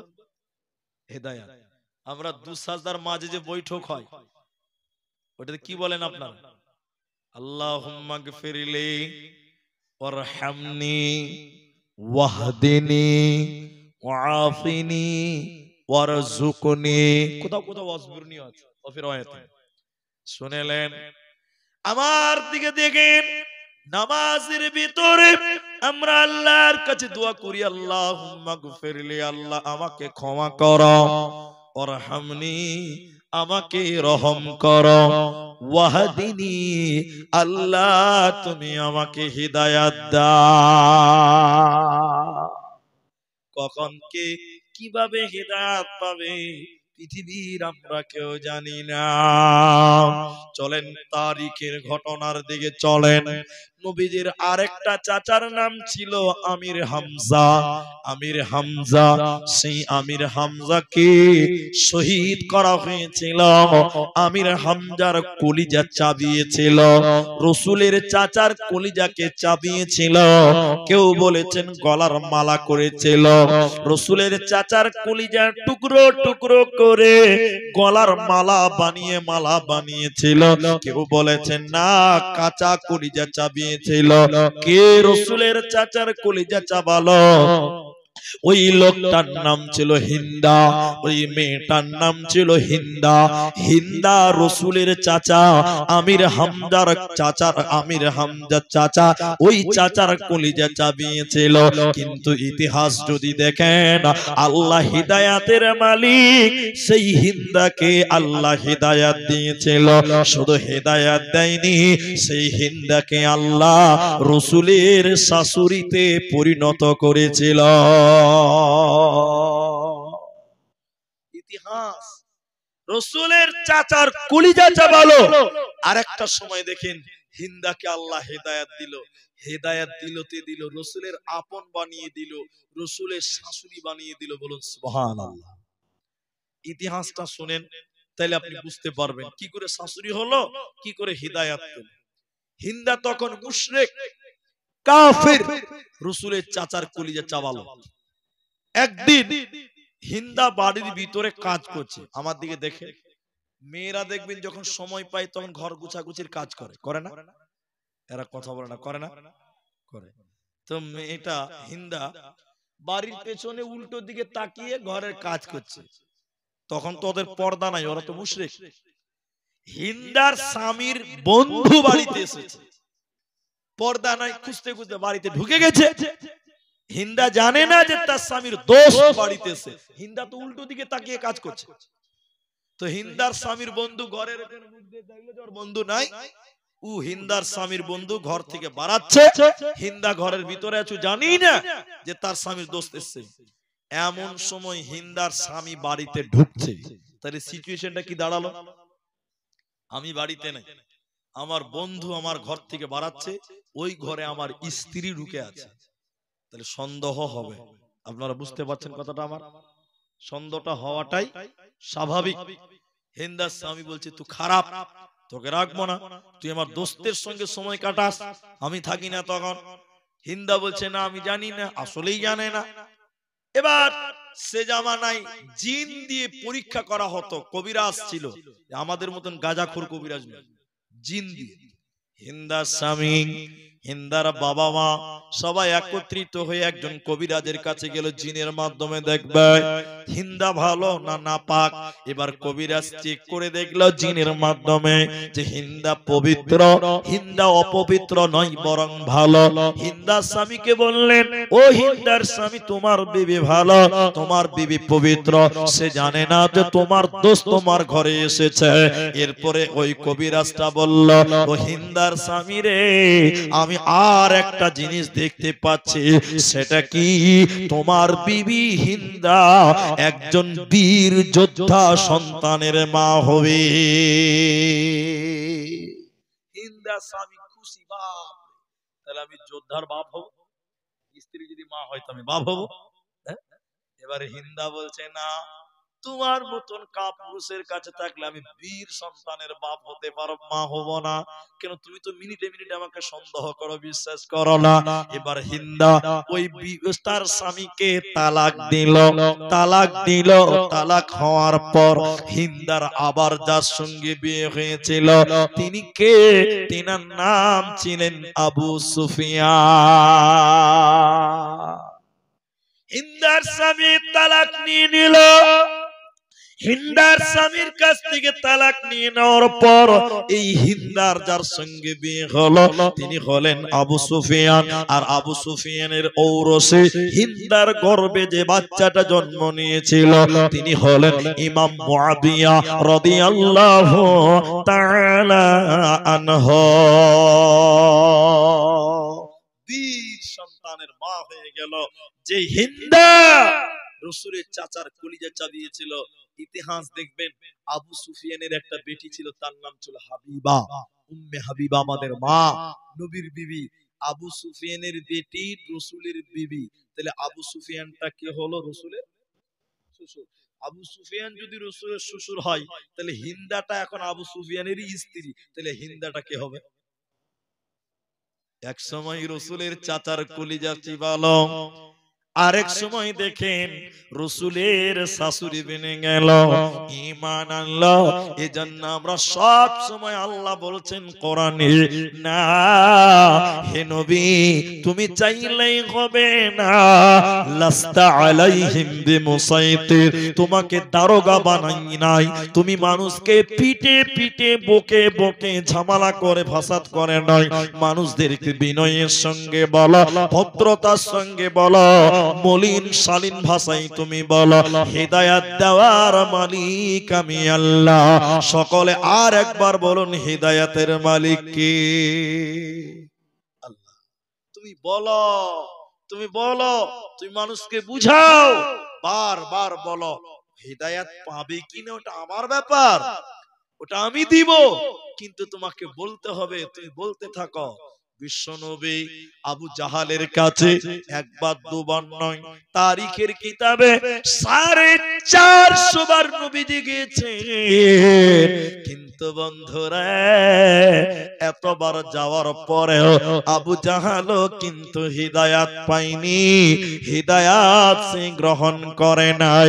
এজন্য আল্লাহ বলেন, ইন্নাকা লা তাহদি মান আহবাবতা, তুমি যাকে চাইবে সে হিদায়াত পাবে না, বরং আমি আল্লাহ যাকে চাইব ওই হিদায়াত পাবে। মক্কা ফাতা হয়ে গেল, বিজয় হয়ে গেল। আল্লাহ রাসূল সবাইকে ক্ষমা করে দিয়েছিলেন এবং বলেছিলেন আজকে ক্ষমা করে দেওয়ার দিন। বলুন সুবহানাল্লাহ। নবীকে দেশ থেকে চলে যেতে হয়েছিল, মাতৃভূমি ত্যাগ করতে হয়েছিল, যার চাচা হারাতে হয়েছিল, কত জান চলে গেছে। এরপরও নবী যখন বিজয় লাভ করলো, আমরা হলে কি করতাম? এই এক একটার পাছাতে বম ফুটা, বলতাম কি না, একদম ফাড়িয়ে ফেলতে, একদম ও আমার চাচাকে মেরেছে, ওরা ওরা আমার ভাইকে মেরেছে, আমাকে দেশ থেকে তাড়িয়েছে, এবার আমরা নেতা, ওদেরকে ধরার জবাই কর। আমরা হলে তাই করতাম। কিন্তু রাসূলুল্লাহ, সবাই একবার বলুন সুবহানাল্লাহ, তিনি যখন মক্কা বিজয় করলেন বলছেন আল ইয়াউমা, আজকের দিনটা হলো ক্ষমা করে দেওয়ার দিন, মানুষকে মাফ করে দেওয়ার দিন। বলুন সুবহানাল্লাহ। সবাইকে মাফ করেছিলেন, কিন্তু কয়েকজন নারী আর কয়েকজন পুরুষকে আল্লাহর নবী মাফ করেননি। ইতিহাস আপনি জানেন, ওই কয়েকজন নারী পুরুষের ভিতরে একজন নাম ছিল, তার নাম ছিল ওয়াহশী গোলাম। ওই যে হিন্দা কলিজা চাবিয়েছিল, হিন্দা কিন্তু তার চাচাকে শহীদ সরাসরি করেনি, যে শহীদ করেছিলেন তার নাম গোলাম ওয়াহশী। সেই রাসূলের চাচার বুকে বরলম ঢুকিয়ে দিয়েছিল, তলোয়ার ভরে কলিজা বের করে হিন্দাকে কলিজাটা দিয়েছিল, হিন্দা কলিজা চাবিয়েছিল। আসল যে খুনি তিনি ছিলেন ওয়াহশী গোলাম। আল্লাহর নবী বললেন, এই ওয়াহশী গোলামদেরকে বললেন, আরো কয়েকজন ছিল, হে সাহাবীরা, তোমরা তাদের যেখানে পাবে, যেভাবে পাবে, যেখানে পাবে সেখানেই তাদের হত্যা করো, আমি তাদেরকে মাফ করলাম না। দেখেন হেদায়েতের মালিক স্বয়ং আল্লাহ। ওয়াহশী গোলাম নিরিবিলিতে লুকিয়ে থাকে, কখন সুযোগ পাবো, জানের ভয় কার না আছে বাবা, লুকিয়ে থাকে। কোন একদিন মুখ ঢেকে চোখ কোন রকম বের করে চাদর গায়ে দিয়ে রাসূলের সামনে এসে বসলেন। তখন নবীজির কাছে কেউ ছিল না, নবীজির সামনে এসে এদিকে দেখেন হাত বাড়িয়ে দিয়ে বললেন, আল্লাহ নবী, আপনি আমাকে ক্ষমা করুন, আপনি আমাকে কালেমা পড়িয়ে দেন, আপনি আমাকে ঈমান দেন, আপনি আমাকে হেদায়েত দেন। বলুন সুবহানাল্লাহ। দেখবেন আল্লাহ নবী বললেন, তুমি না ওয়াহশী গোলাম? জি হুজুর, আমি ওয়াহশী গোলাম। তুমি আমার চাচাকে শহীদ করেছো, তুমি আমার চাচাকে হত্যা করেছো, তুমি আমার চাচাকে শহীদ করেছো। বলে যা হালাতের কারণে, বর্ণতার কারণে, অজ্ঞতার কারণে করেছিলাম। নবী বললেন তুমি বলো আমার চাচাকে কেমন করে শহীদ করেছিলে। এবার আওয়াসে গোলাম বিবরণ বলছে, নবী হ্যাঁ, আমি আপনার চাচার বুকে বরলম ঢুকিয়ে দিয়েছিলাম, আপনার চাচা উটের পিঠ থেকে যেন পড়ে গেল, পড়ে যাওয়ার সঙ্গে সঙ্গে আবার তার বুকে ছুরি ভরে দিলাম, বরলম ভরে দিলাম, তাজা রক্ত ছিটকে যেন জমিনে পড়ল। তখনও আপনার চাচার জবান থরথর করছিল, ঠোঁটটা নড়াচড়া হচ্ছিল, নড়চড় করছিল। আমি আপনার চাচার কলিজাকে কেটে নিয়ে প্লেটে করে আমি হিন্দাকে দিয়েছিলাম। নবীজির চোখ দিয়ে যেন ঝরঝর করে পানি বের হয়। আল্লাহর নবী বললেন, আল্লাহর নবী বললেন, ওয়াসি গোলাম আমি তোমাকেও মাফ করে দিলাম, আমি তোমাকেও ক্ষমা করে দিলাম, তুমি কালেমা পড়ো, তুমি ঈমান গ্রহণ করো। একটা সময় নির্মম ভাবে মুসলিম জাহানের, মুসলিমদের নেতা, মুসলিমদের একজন লিডার, রাসূলের আপন চাচা, সেই চাচাকে শহীদ করেছিল। অপর সময় দেখেন আল্লাহ তাকে হিদায়াত দিয়ে দিল, ঈমান আনলো, রাসূলের সাহাবীতে পূরণ হয়ে গেল। এজন্য মুসলমান কে কিভাবে কখন হিদায়াত পাবে এটা একমাত্র আল্লাহর কাছে রয়েছে। একচ্ছত্র মালিকানা স্বয়ং আল্লাহর কাছে। শুধু তোমরা কি করো, আল্লাহর কাছে দোয়া করো, রব্বুল আলামিন তুমি আমার আব্বাকে হিদায়াত দাও, আল্লাহ তুমি আমার আব্বাকে সিরাতে মুস্তাকিমটা দাও। আমার আল্লাহ বলেন, ওয়া আন্না হাযা সিরাতি মুস্তাকিম। আয়াতটা বলার পূর্বে কয়েকটি আমল আপনাদেরকে বলি। সিরাতে মুস্তাকিমে আছে কি? সিরাতে মুস্তাকিমা আছে কি? সিরাতে মুস্তাকিমা আছে কি? কোরআনে বলা হয়েছে যার ভিতরে 10টি গুণ আছে সেই প্রকৃত সিরাতে মুস্তাকিমের উপরে রয়েছে, সেই প্রকৃত মুস্তাকিমের উপরে রয়েছে, হিদায়াতের উপরে রয়েছে। 10টা কথা শুধু আপনাদের গুনিয়ে দিব, রিপিট করে দিব, গুনিয়ে দিব, তাইলেই বুঝে নেবেন এই 10টা কথাতে আছে কি। আল্লাহ বলছেন প্রকৃত হেদায়েতের মধ্যে সেই আছে যার ভিতরে 10টা আমাল আছে, 10টা গুণ আছে। আল্লাহ একটা একটা করে বলেন। বিসমিল্লাহির রহমানির রহিম। قل تعالوا أتل ما حرم ربكم عليكم ألا تشركوا به شيئا وبالوالدين إحسانا ولا تقتلوا أولادكم من إملاق نحن نرزقكم وإياهم ولا تقتلوا نفس التي حرم الله إلا بالحق। 10টা শুধু আমল বলবো। 10টা কথা বলার পর আল্লাহ সিল মোহর মেরে দিয়েছে, সিল মোহর। আল্লাহ কোরআনে সূরা আনআম 151, 52, 53 তিনটি আয়াতে 10টি কথা আল্লাহ বলেছেন। শুধু আপনাদের সময় নষ্ট করব না, মসজিদের জালসা, সময় নষ্ট করব না, আমার পরেও বক্তা আছে।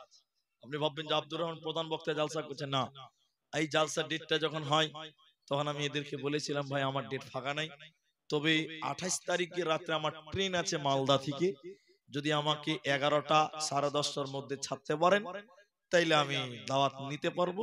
কেন যে আপনাদের প্রোগ্রামটা শেষ করে আমাকে 12টা 15তে ট্রেনটা আমাকে ধরতে হবে।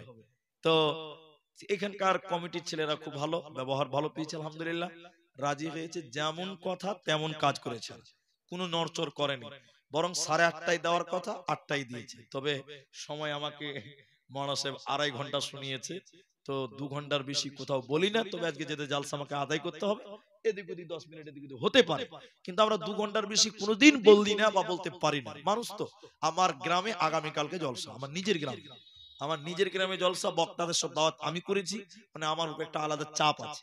এই জন্য আমাকে পৌঁছাতেই হবে। তা আমি আপনাদের যেটা বলছি 10টা আমল, সবাই বলুন কটা আমল বললাম? একটা একটা করে গেলে গুনিয়ে দিব। মসজিদের জালসা ওই দিকে আমি যাব, আপনারা ধৈর্য হারা হবেন না। আমার পরে যিনি বক্তা আসবেন কারি মাওলানা আব্দুল জব্বার রহমানী সাহেব, তিনি আসবেন। ওনার সঙ্গে মোলাকাত হয়েছে কিছুক্ষণ পর, ঘন্টা 40 মিনিট পরেই তিনি স্টেজে দেখতে পাবেন। আমি শুধু আপনার 10টা বলি। এক, আল্লাহ বলেন যারা শিরক করে না, কুল তাআলাউ আতলু মা হারামা রাব্বুকুম আলাইকুম আল্লা তুশরিকু বিহি শাইআ, যারা আল্লাহর সঙ্গে শিরক করে না, শিরক থেকে বঞ্চিত থাকে। 2 নাম্বার আমল করে ওয়াবিল ওয়ালিদাইনি ইহসানা, মা বাপের সঙ্গে ভালো ইহসান করে। 3 নাম্বার সন্তান হত্যা করে না, তথা রুজির বয়ে সন্তান মার্ডার করে না, সন্তান কতল করে না।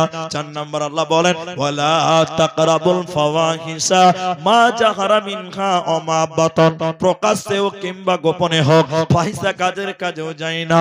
ওয়ালা তাকতুলু নাফসাল্লাতী হারামাল্লাহু ইল্লা বিল হাক্কি, মানুষ মার্ডার করে না ইল্লা বিল হক, তবে হকের সঙ্গে যারা মানুষ মার্ডার করে ওইটা আলাদা কথা। 6 নাম্বার আল্লাহ বলেন ওয়ালা তাকরাবু মালাল ইয়াতীম, এতিমের মালের নিকটেও হয় না।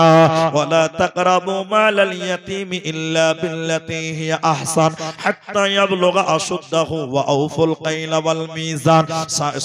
7 নাম্বার আল্লাহ বলেন ওজনে কম দেবে না, পাল্লাতে কম দেবে না। আমি যা তোমাদের আদেশ করেছি তা তোমরা মেনে নাও, কারণ আমি সাধ্যের বাইরে কারো উপর জুলুম করি না। এরপরে আল্লাহ বলেন বিচারে মিথ্যা সাক্ষী দিবে না, বিচারে মিথ্যা সাক্ষী দেবে না, ওয়াদা চুক্তি ভঙ্গ করবে না। এই 10টা কথা বলার পর আমার আল্লাহ বলেন ওয়া আন্না হাযা সিরাতি মুস্তাকিমা, এটাই হলো আমার রাস্তা, এটাই হলো আমার রাস্তা, এটাই সিরাতি মুস্তাকিম, এগুলোই জান্নাতের রাস্তা, হিদায়াতের রাস্তা। ফাত্তাবিউনি, এই রাস্তার তোমরা ইত্তেবা করো, অর্থাৎ এই 10টি কাজকে তোমরা করো। ওয়ালা তাত্তাবিউস সুবুলা, এগুলো থেকে বিমুখ হইও না।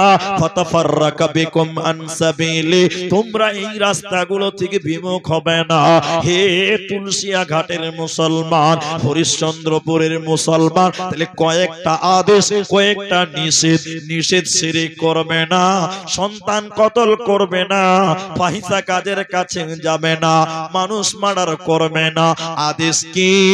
মা বাপের সঙ্গে ইহসান করো, বিচারে সত্য সাক্ষী দাও, আমানতের খেয়ানত ওয়াদা চুক্তি ভঙ্গ করিও না, আল্লাহর আদেশগুলোকে তোমরা মেনে নাও। এরকম টোটাল 10টা কথা বলার পর আমার আল্লাহ বলেন এটাই হলো আমার জান্নাতের রাস্তা, সাবিলিল্লাহ, এটাই হলো আমার রাস্তা। ফাত্তাবিউ, তোমরা এই রাস্তার ইত্তেবা করো, এগুলোকে তোমরা মেনে নাও। তাহলে প্রকৃত হেদায়েতের মধ্যে সেই রয়েছে যার মধ্যে 10টা গুণ রয়েছে। প্রকৃত হেদায়েত সেই পেয়েছে যার ভিতরে 10টা আলামত রয়েছে, গুণ পাওয়া যাবে, সেই হলো প্রকৃত হেদায়েতের স্বাদ গ্রহণ করেছেন। সম্মানিত ভাইয়েরা, অতীব জরুরি 3টি কথা। এক, এই কথাগুলো না বললে আল্লাহর কাছে আমি জবাবদিহিতা করব।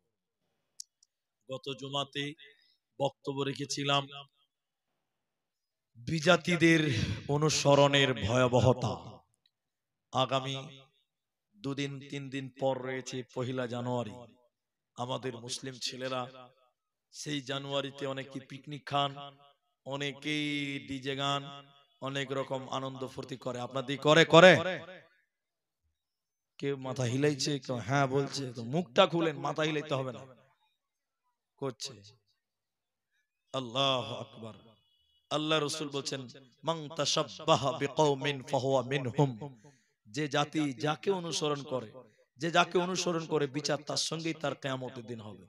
একটা লোক আল্লাহ নবীর কাছে এসে বললেন, আল্লাহ নবী, কিয়ামত কখন হবে? কিয়ামত কবে হবে?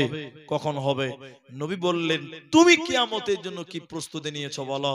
তখন লোকটি বললেন, আমি আল্লাহ এবং আল্লাহর নবীকে ভালোবাসি। রাসূলুল্লাহ বললেন, যে যাকে ভালোবাসবে তার সঙ্গেই তার বিচার হবে। বলুন সুবহানাল্লাহ। আজকে বিজাতিদের সংস্কৃতি, ইহুদি খ্রিস্টানদের রীতিনীতি আমরা মুসলিমেরা গ্রহণ করেছি। তাদের অনুষ্ঠান যারা 1 জানুয়ারি পালন করে, জিজ্ঞাসা করে দেখেছেন কেন? বলবে বছরের প্রথম দিন। আরে মুসলিম তুমি, তুমি খ্রিস্টান নাও, তুমি হিন্দু নাও, তুমি মুসলিম। তুমি মুসলিম, তোমার বছর প্রথম দিন জানুয়ারি নয়। তোমার বছরের মাস কোনটা তোমাকে জিজ্ঞাসা করলে তুমি উত্তরই দিতে পারবে না। মুসলিম ছেলেদেরকে যদি জিজ্ঞাসা করা হয় আরবি মাসের প্রথম মাস কোনটা, অনেক মুসলমান মানে 100টার মধ্যে আমার মনে হয় 90টা মুসলমানই জানে। অথচ বলছে বছরের প্রথম দিন। গাধা ভেড়া। জি না, ইসলাম তোমাদের বিজাতিদের বিরোধিতা করতে বলেছেন। 3টি গুরুত্বপূর্ণ কথা বলবো, তার এটা একটা প্রথম নাম্বার বলছি। কেন? আমাদের নবী সারা জীবন ইহুদি খ্রিস্টানদের বিরুদ্ধে করেছে, বিরোধিতা করেছেন, এবং তিনি বলেছেন এমন একটা সময় আসবে আমার উম্মত পূর্ববর্তী জাতিদেরকে পদে পদে পদে পদে অনুসরণ করবে। বিশ্বনবী বলতে বলতে এইভাবে বলেছেন, আরে তারা যদি সাপের গর্তে যায় আমার উম্মত সাপের গর্তেই যাবে। মানে খ্রিস্টানেরা 1 জানুয়ারি পালন করে, 25শে ডিসেম্বর পালন করে। এখনকার মুসলমানেরাও 25শে ডিসেম্বরে কেক কাটে। এখনকার মুসলমানেরা 25শে ডিসেম্বর 1 জানুয়ারিতে আনন্দ ফুর্তি করে, গান বাজনা নিয়ে পিকনিক খাই, নদীর ধারে ঘুরতে যাই। এসব এলাকাতেও এখন আস্তে আস্তে চালু হয়ে গেল। ঠিক বললাম না ভাই? কি জবাব দিবেন বলেন? যাক, সাবধান থাকবেন, সতর্ক থাকবেন। অনেক হাদিসের দ্বিতীয় কথা হলো, 2 নম্বর কথা হলো, আমরা যারা এখানে এসেছি 2টি কাজে এসেছি। কটা কাজে এসেছি বললাম? বলুন বলুন। 2টি। এক, আমাদের ঈমানের কিছু উন্নতি করব, এই জন্য আমি হিদায়াত সম্পর্কে কিছু কথা বললাম। আরো বলবো, দোয়া একটা বলবো, দোয়া আছে একটা। আমি হিদায়াতের ব্যাপারে কিছু বললাম। 2টি উদ্দেশ্য নিয়ে এখানে এসেছি বা এসেছেন। এক, আমরা কিছু ঈমানের উন্নতি করব। 2, আমরা মসজিদটার উন্নতি করব। এই 2টি আমাদের উদ্দেশ্য। ঠিক বললাম না? নাই, এটাই তো আমাদের উদ্দেশ্য। অতএব আপনাদের কাছে যখন দানের কথা বলা হয়, অনেক মানুষ পালিয়ে যায়। অনেক মানুষ মানে বেশিরভাগ মানুষই পালিয়ে যায়, বসে থাকতে পারে না, বসে থাকে না। আমি আপনাকে দান চাইনি, শুধু আমার কথাগুলো আপনাকে ওজন করতে বলছি। দেখেন, আল্লাহর নবী বলছেন, আল মাইয়িতু কাল গরীব, মানুষ যখন মরে যায়, পথিক হয়ে যায়, দুনিয়ার দিকে তাকিয়ে থাকে অভাবীর মতন, অভাবীর মতন তাকিয়ে থাকে। আমি আপনার কাছে দান চাইনি, শুধু আপনাকে পরিবেশটা তৈরি করতে চাইছি। আপনি আমার দিকে দেখেন। আমি যেটা আপনাকে বলতে চাই, মানুষ মরার পর দুনিয়ার দিকে তাকিয়ে থাকে অভাবীর মতন। 2টি কারণে তাকিয়ে থাকে। এক, আপনার বাপ মরেছে, মা মরেছে, তারা আপনার দিকে তাকিয়ে থাকে। এজন্য আমার ছেলে মেয়েরা আমাদের জন্য একটু দোয়া করবে। এজন্য মা বাপের জন্য মাঝে মধ্যেই একটু করে দোয়া করবেন। বলুন ইনশাআল্লাহ করবেন। বলুন কেন? মায়ের দুধের ঋণ পৃথিবীতে কোনোদিন আপনি শোধ করতে পারবেন না। মায়ের স্তনের দুধ খেয়েছেন, পৃথিবীর কোনো টাকা দিয়ে পরিশোধ করতে পারবেন না। শরীরের চামড়া কেটে মায়ের জুতা বানিয়ে দিলে শোধ হবে না। সেই মা কবরে চলে গেছে, সেই মায়ের জন্য মাঝে মধ্যে দোয়া করবেন। আপনার আব্বা এই শীতে, কোন কোন শীতের দিনে সকাল 5টার সময় ভুট্টার জমিতে গিয়ে ভুট্টার জমিতে পানি দিতে যাই, আপনাকে কষ্ট করতে হবে না। আপনার বাপ কষ্ট করে আপনাকে মানুষ করিয়েছে, সেই বাপ কবরে চলে গেছে, আপনার দিকে তাকিয়ে থাকে 2টি কারণে। 1 নাম্বার হলো আপনি তাদের জন্য দোয়া করবেন। তাই সবাই একবার আমার সঙ্গে বলেন, রব্বির হামহুমা কামা রব্বায়ানি সগীরা। নিজের মা বাপের জন্য মাঝে মধ্যেই দোয়া করবেন, আল্লাহ আমার মা কবরে চলে গেছে, অন্ধকার জায়গা, আল্লাহ তুমি আমার আম্মাকে ক্ষমা করো, আমার মা বাপের কবর শাস্তি মার্জনা করো। এই দোয়া সর্ব অবস্থায় করবেন। তবুও আল্লাহকে বলতে পারবেন, আল্লাহ খেদমত কিচ্ছু করিনি, দোয়া করতে পেরেছি। নাম্বার 2, তারা দুনিয়াতে তাকিয়ে থাকে, এজন্য আমার ছেলে মেয়েরা আমাদের জন্য সাদকা করবে, দান করবে, সাদকা করবে, দান করবে। কেন? কেন? মৃত ব্যক্তির জন্য সাদকা করলে, দান করলে আল্লাহ কবরের শাস্তি মাফ করে দেয়। বলুন সুবহানাল্লাহ। আপনার মা যদি কোনো বিপদে থাকে, যদি কোনো মুসিবতে থাকে, যদি কোনো প্রবলেমের মধ্যে থাকে, সেই মা বাপের জন্য দান করবেন, সাদকা করবেন। বিশ্ব নবী বলেছেন, আগুনে পানি ঢেলে দিলে যেমন আগুন নিভে যায়, মৃত ব্যক্তির জন্য যদি কেউ দান করে, তার কবরের শাস্তিও আল্লাহ সেইভাবে মিটিয়ে দেন, কবরের শাস্তি মাফ করে দেন। জালসার কাগজ, জালসার কাগজ আল্লাহ কবরের শাস্তি মাফ করে দেন, রহম করেন। এই জন্য যেটি মানুষ আপনারা আছেন, আমি না চাওয়াতেও বসেন, আমি দোয়া করছি। আপনারা যারা মানুষ আছেন, আপনারা চলে যাবেন না, আমি একটু দোয়াও বলবো। আপনারা বুঝতে পারছেন যে 9:30 পার হয়ে গেছে, কালেকশনটা করবে কখন? আপনাদের মসজিদের জলসা, আমি আপনাদের দিনী ভাই, এতটুকু টাইম শুধু আপনাদের নষ্ট করব না। মসজিদের কাজে লাস্টে আমি একটা দোয়া, দুটি দোয়া বলবো, আপনারা বসে থাকবেন এই মসজিদটার জন্য। যারা এসেছেন আপনারা, যে অনেকেরই মাতা নাই, অনেকেরই পিতা নাই, এসেছেন আপনারা, আজকের ময়দানে একটা দান দিবেন আমাকে, যিনি দিবেন 5,000 টাকা। 1 নাম্বার দান আমার ভাইজান মনে হয় দিয়েছে নাকি? কোথায় বাড়ি? আর 2,000 টাকা দিয়ে 5 করে দেন, পরে দিন। আলহামদুলিল্লাহ। কি নাম আপনার? বাবা মা বেঁচে আছে? কদিন আগে আব্বা মা মারা গেছে। আল্লাহ আবু হানিফ, তিনি দেখেন 3,000 টাকা দিয়ে আরো 2,000 টাকা দিবেন। কৃপণতা করবেন না, দোয়াতে আমিন বলবেন। দোয়া করি, আল্লাহ ভাইজানের আব্বা মা মারা গেছে, আল্লাহ তুমি তাদের কবরের শাস্তিকে মাফ করো। আমরা বলি আল্লাহুম্মা আমিন। আমিন বলুন, আমিন। আল্লাহুম্মা গফির লাহু ওয়ারহামহু, আল্লাহ তুমি তার মা বাবার কবরের শাস্তিকে maaf করো, কবরটাকে প্রশস্ত করো। বলুন আল্লাহুম্মা আমিন। আরেকজন বয়স্ক মানুষ আমাকে 500 টাকা দিয়ে গেছেন তার আব্বা মায়ের জন্য, আল্লাহ তুমি তাদের কবরের শাস্তি maaf করো। বলুন আল্লাহুম্মা। কি নাম ভাই? সাদিকুল আলম। 1000 টাকা। এত সুন্দর মানুষ 1000 টাকা দিয়ে মসজিদ হবে? হ্যাঁ ভাই, কি কাজ করেন?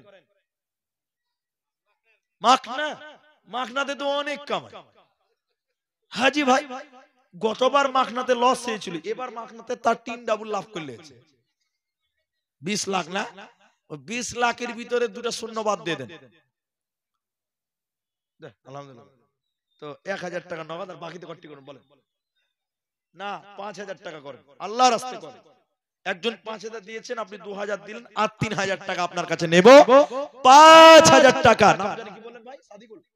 হ্যাঁ, সাদিকুল আলম। ছেলে মেয়ে কটা? রে বাবা, ছেলে মেয়ে দুটো, মা বাপ দুটো, স্বামী স্ত্রী দুটো, তাহলে কটা হয়েছে? 6000 যে হয়েছে যে ভাই, খালি আমার ভুলই হয়েছে গো। তো আর 3 করে দেন, 5 করে দিবেন। আলহামদুলিল্লাহ, লিখে দেন মাশাআল্লাহ। আব্বা মা আছে সাদিকুল ভাই? আল্লাহ তুমি আব্বা মাকে সহি সালামতে রাখো। বলুন আল্লাহুম্মা আমিন। ভাইয়ের ব্যবসাতে আল্লাহ তুমি বরকত দাও। বলুন একবার আল্লাহুম্মা আমিন। মাশাআল্লাহ, জাযাকাল্লাহ। কি না ভাই?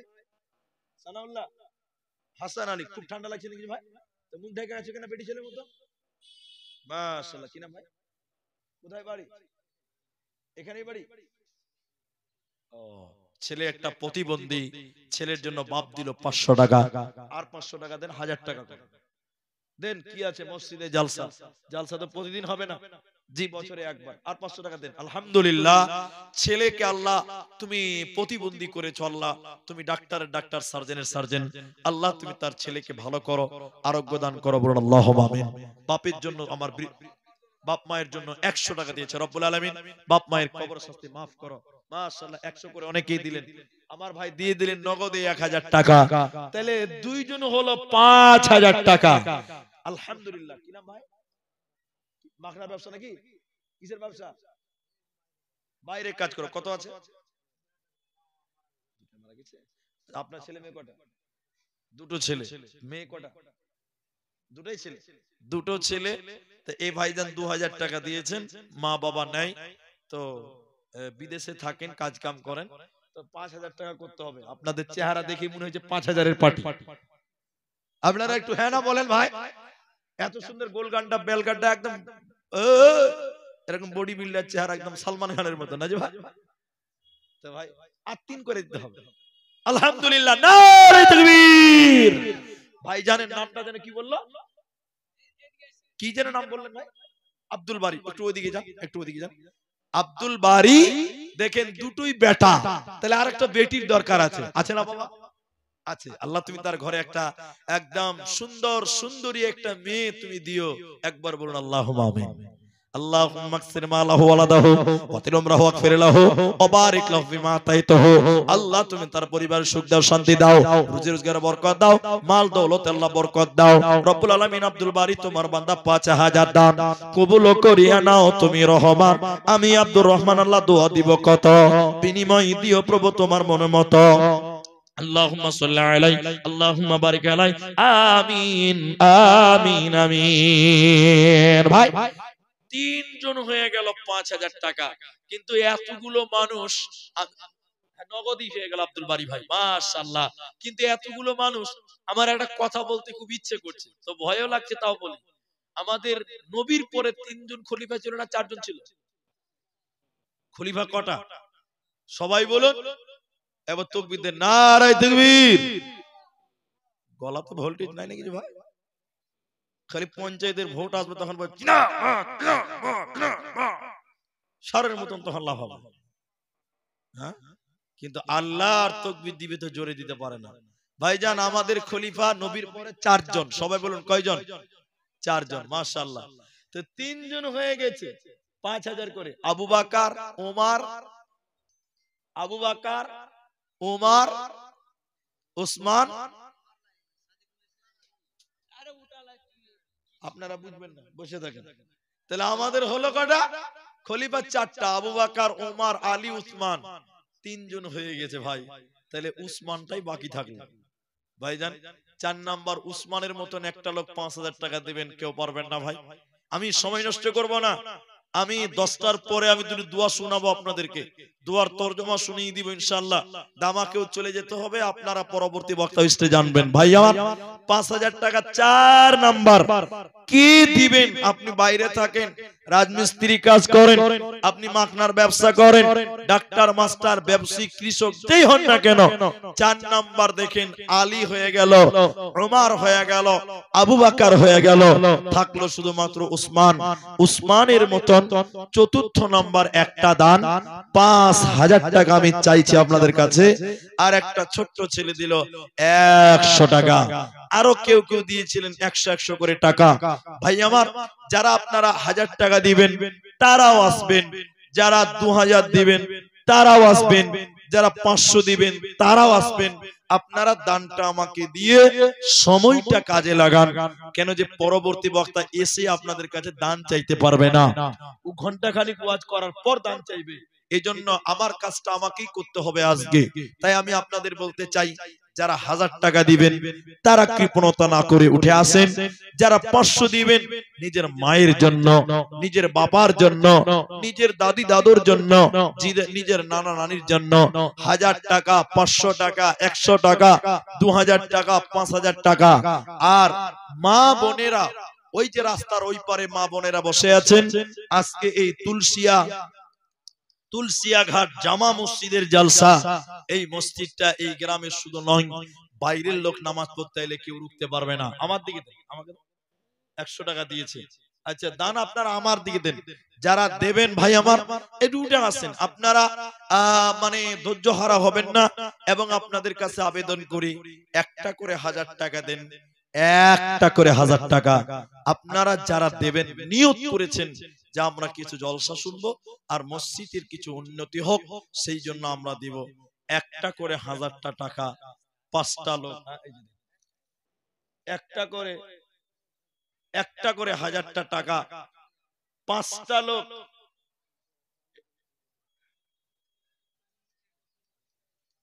তো একটা করে 1000 টাকা 5টা লোক দিবেন, এইরকম কি 5টা লোক নাই ভাই একটা 1000 টাকা দেনেওয়ালা?